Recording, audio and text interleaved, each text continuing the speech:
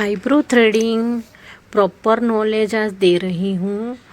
सबसे पहले हमारे पास जो स्टूडेंट आते हैं तो इस तरह से हमें वेलवेट इस तरह का मंगाना चाहिए और मैंने इस तरह से मार्कर पेन से मैंने बॉक्स उनको बना के दिया है और अच्छे से इस तरह से वेलवेट को कर लेना चाहिए बॉक्स। और हमें धागा किस तरह से पकड़ना चाहिए, हमें धागे का एक सिरा हमें मुंह में इस तरह से पकड़ लेना चाहिए और एक हाथ में रील इस तरह से पकड़ने के बाद हमने 5 इस तरह से राउंड लगा लिया है और हमने इस तरह से वेलवेट पकड़ा है। और स्टूडेंट को मैंने अच्छे से उसको प्रॉपर किस तरह से डोरा उस वेलवेट पे रखना चाहिए, मैंने पहली फिंगर का सपोर्ट रखते हुए इस तरह से मैंने बॉक्स पर रील रखते हुए दिखा रही हूँ।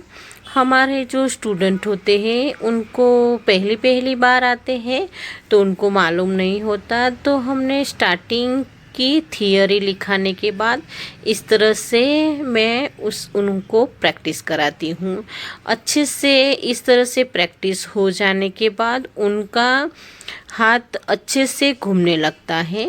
बॉक्स के अंदर के वेलवेट के जो छोटे छोटे हेयर होते हैं, जो हेयर जैसी ही फीलिंग होती है इनमें, तो इस तरह से हमें थोड़े थोड़े से निकालना चाहिए।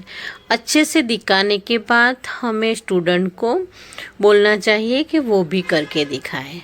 अब मेरे स्टूडेंट को मैंने अच्छे से वेलवेट को इस तरह से पैरों में लगा दिया है और उनको 5 राउंड मैंने बताया था उस तरह से वो लगा रहे हैं और अच्छे से मैं उंगली के सपोर्ट से ही उनको दिखा रही हूँ। ये फर्स्ट डे है और थोड़े दिन सीखने के बाद मैं दिखाऊंगी कि स्टूडेंट का वर्क किस तरह से होता है। इनका फर्स्ट डे है तो इस तरह से उनको डोरी अड़ भी नहीं रही है, पर मैं अच्छे से उंगली रख के और उनको हाथ पकड़ के मैं अच्छे से वेलवेट पे करना सिखा रही हूँ।